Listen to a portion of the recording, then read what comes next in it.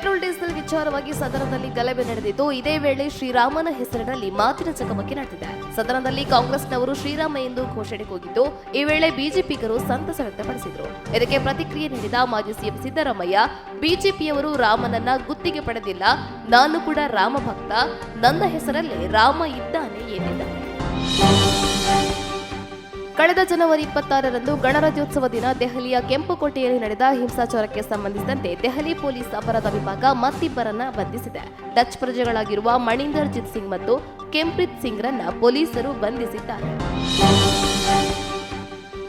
ರಮೇಶ್ ಜಾರಕಿಹೊಳಿ ಸಿಡಿ ಬಯಲು ಪ್ರಕರಣಕ್ಕೆ ಸಂಬಂಧಿಸಿದಂತೆ ರಾಜ್ಯ ಸರ್ಕಾರ ತನಿಖೆಗೆ ಆದೇಶಿಸಲು ಮುಂದಾಗಿದೆ. ಈ ಬಗ್ಗೆ ಪ್ರತಿಕ್ರಿಯೆ ನೀಡಿರುವ ಸಿಎಂ ಬಿಎಸ್ವೈ, ಮಾಜಿ ಸಚಿವ ರಮೇಶ್ ಜಾರಕಿಹೊಳಿ ಸಿಡಿ ಬಯಲು ಪ್ರಕರಣವನ್ನು ಗೃಹ ಇಲಾಖೆಯಿಂದ ತನಿಖೆಗೆ ಘೋಷಣೆ ಮಾಡಲಾಗುವುದು ಎಂದು ತಿಳಿಸಿದ್ದಾರೆ.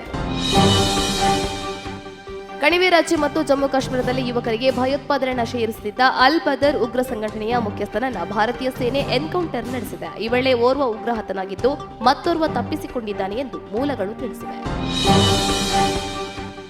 ಮುಖ್ಯಮಂತ್ರಿ ಬಿಎಸ್ ಯಡಿಯೂರಪ್ಪ ವಿರುದ್ಧ ಶಾಸಕ ಬಸನಗೌಡ ಪಾಟೀಲ್ ಮತ್ತೆ ವಾಗ್ದಾಳಿ ನಡೆಸಿದ್ದಾರೆ. ಮಾಜಿ ಸಿಎಂ ಸಿದ್ದರಾಮಯ್ಯಗೆ ನಮ್ಮ ಸಮಾಜದ ಮೇಲೆ ಪ್ರೀತಿ ಇದೆ, ಆದರೆ ಬಿಎಸ್ವೈ ನಮ್ಮ ಸಮಾಜದ ಹೆಸರು ಹೇಳಿಕೊಂಡೇ ಮುಖ್ಯಮಂತ್ರಿ ಆಗಿದ್ದಾರೆ ಎಂದು ಬಸನಗೌಡ ಪಾಟೀಲ್ ಹೇಳಿದ್ದಾರೆ. ಒಂದೆಡೆ ಮಾಜಿ ಸಚಿವ ರಮೇಶ್ ಜಾರಕಿಹೊಳಿ ಸಿಡಿ ಪ್ರಕರಣದ ಚರ್ಚೆ ಮಾತುಕತೆ ನಡೆಯುತ್ತಿದ್ದರೆ, ಮತ್ತೊಂದೆಡೆ ರಮೇಶ್ ಜಾರಕಿಹೊಳಿಯ ಅಭಿಮಾನಿಗಳು ಗೋಕಾಕ್ ನಗರದಲ್ಲಿ ರಮೇಶ್ ಜಾರಕಿಹೊಳಿ ಅವರನ್ನ ಬೆಂಬಲಿಸಿ ಫ್ಲೆಕ್ಸ್ ಹಾಕಿದ್ದಾರೆ. ಆಟೋ ಹಿಂದೆ ಫ್ಲೆಕ್ಸ್ ಹಾಕಿದ ಅಭಿಮಾನಿಗಳು ನಿಮ್ಮೊಂದಿಗೆ ನಾವು ಎಂದು ಬರೆದುಕೊಂಡಿದ್ದಾರೆ.